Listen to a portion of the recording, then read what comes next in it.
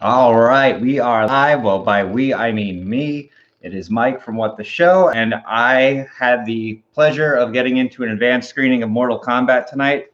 Before I get to my thoughts on this, I do have to give a gigantic thank you to Pop Culture Pros, and in particular, Mr. Jader Paramo, who enabled me to see this tonight, and wound up being in an IMAX screen, which I did not know going in. So thank you guys very much. Now, I'm going to keep this as non-spoilery as possible. So it's going to have a lot of vague statements on this one. I am going to film a second video that is going to go full spoiler, but that one will not be live. That way, nobody accidentally gets spoiled by anything. I'm going to just tape that one, and then I'll post it. It's going to say spoiler. So if you want to know the full shebang of what I thought, that's where you got to look. So overall, what I have to say with this movie is it is Mortal Kombat, and it is also not Mortal Kombat. And what I mean by that is that this basically is a preamble to the original tournament. They don't necessarily follow much of the storyline. The characters are there, and for the most part are pretty faithful to their video game counterparts, but the storyline is quite different than what you would normally expect out of Mortal Kombat. The biggest thing, obviously, the trailer does inadvertently, you don't realize some of the stuff that the trailer gives away. Everyone freaked out over certain moments in the trailers, and those moments are amplified in this movie 100%. It is extremely violent. There are fatalities in this one, and they don't hold back. This is not for the squeamish. Like, if you have a bad stomach or anything like that, you might not want to watch this. I'm giving you that heads up. This is a very violent movie. So the big elephant in the room always has been Cole Young, and he's not a character from the games. This is an original character for the movies. I didn't love him. I didn't hate him. He's not.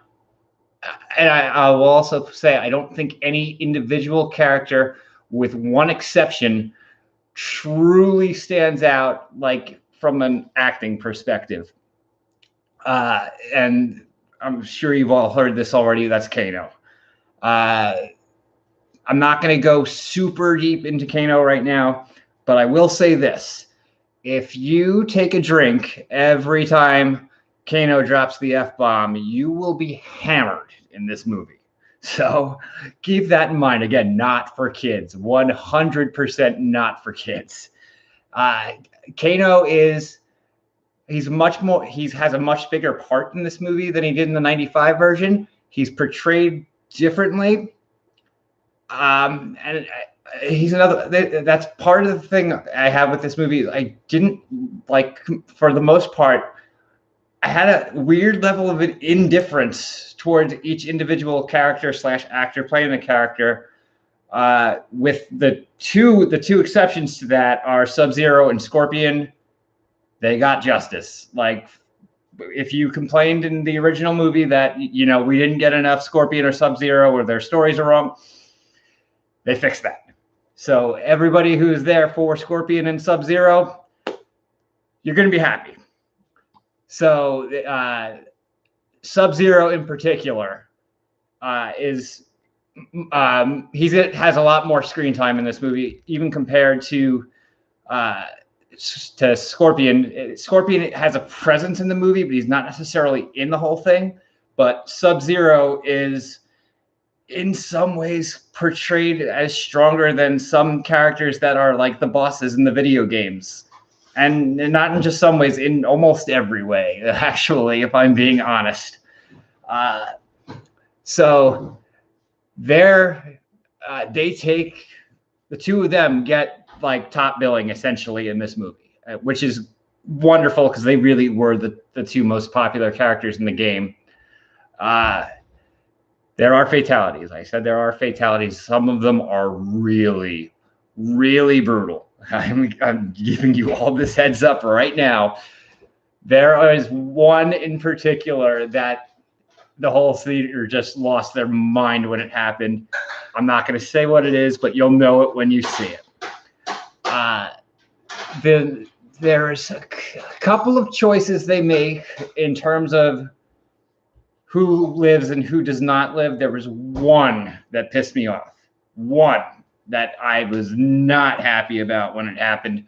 You'll all know what I'm talking about when you see this movie. It's 100% like, I was like, you got to be kidding me when one part of this movie does happen. In terms of characters, there are a few that were not in a large chunk of the advertising. I won't give them away right now.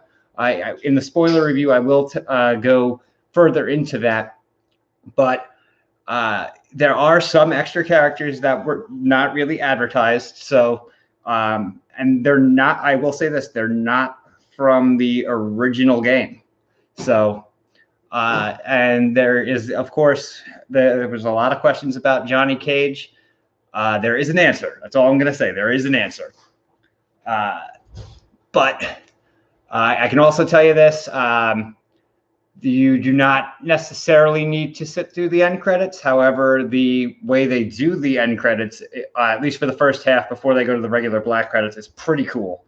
So it's worth sitting through that at the very least. But there is no extra scene at the end. So giving you that heads up. And I see Will asking, how's Jax?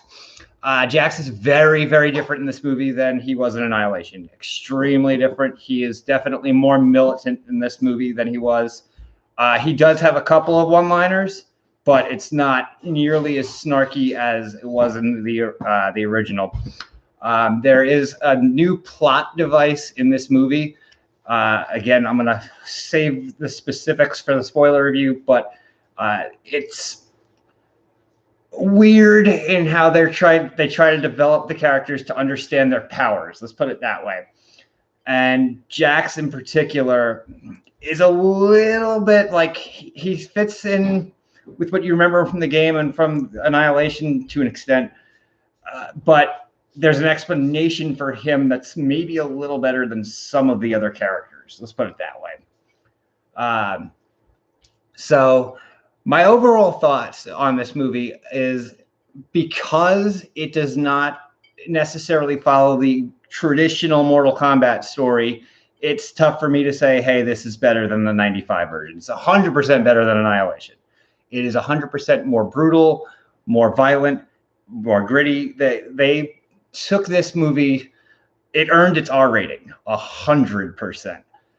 And it is a very fun watch. There are a few things in it that you will potentially find frustrating. I am describing this as Masters of the Universe syndrome, and that one of the biggest complaints about the Masters of the Universe movie is that not enough of it took place where you wanted it to take place, and they're in Earth and just in regular locations. That is a gripe I had with this movie, especially in the early going of the movie. It takes them a fair amount of time to get to where you would think you're going to be watching Mortal Kombat. So with that in mind, I'm not going to go super long on this one because I'm going to do a deep dive on the spoiler review, but it's a great movie. It's not the best movie. Okay. I see. Yes, Bethany, I will address that. Unfortunately, this is 100% an area that the 95 movie blows it away. There's not that much of this score and soundtrack that you're going to have into your head. And the only thing that you're really going to walk out of is in that credit sequence that I mentioned, they put the 2021 version of Techno Syndrome, which is not as good as the original, but it's still there. But unfortunately, that is one place that I can definitely say, yeah, it's not. That's nowhere near the level of the first one. So it's and I'm trying not to make this sound like I dislike the movie, because I absolutely really enjoyed this movie thoroughly. And it's not necessarily the story you expect, but it delivers, especially at the end of the movie, what you want to see out of a Mortal Kombat movie. So, if I'm going to give it a letter grade, it's going to get a B. There are there's a ton of fist pump moments. There's so many moments, especially that one fatality, which I wish I had somebody to talk to right now who has already seen it. There's one fatality in this movie that you are all just going to lose your mind when it happens. And then it's in this is not a spoiler. It's in the trailer. The Scorpion SubZero fight is out of this world. So, Mortal Kombat 2021. Thoroughly enjoyed this experience. If you have an opportunity to see it in theaters, this is definitely a movie that needs to be seen on the big screen. 100%. HBO Max, everyone's going to get access to it tomorrow. Yeah, I hope a lot of people watch it because I really would like to have a more in-depth discussion.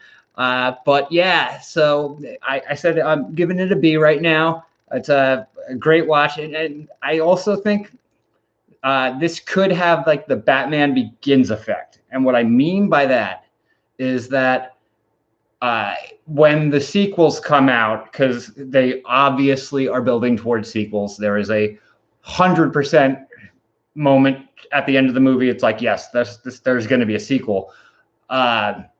This laid the framework for it. So in the end game, this is a movie that potentially, as time goes on and they get to make more, might actually grow to a higher grade than that. But for right now, that's what I'm going to say. It's a solid B in my book. A lot of fun at times, a little frustrating at times, but overall, go see it. Go have a good time. Enjoy being back in a movie theater. It was so amazing after 14 months of not being in a movie theater to actually watch something on the big screen. So that's my non-spoiler review. I'm going to wait until my wife puts on her noise-canceling headphones and goes into a different room to record the spoiler review, so you can check that out. I'll have that up at some point this evening. But don't watch that till you've seen the movie. So it has begun. Salute, everybody.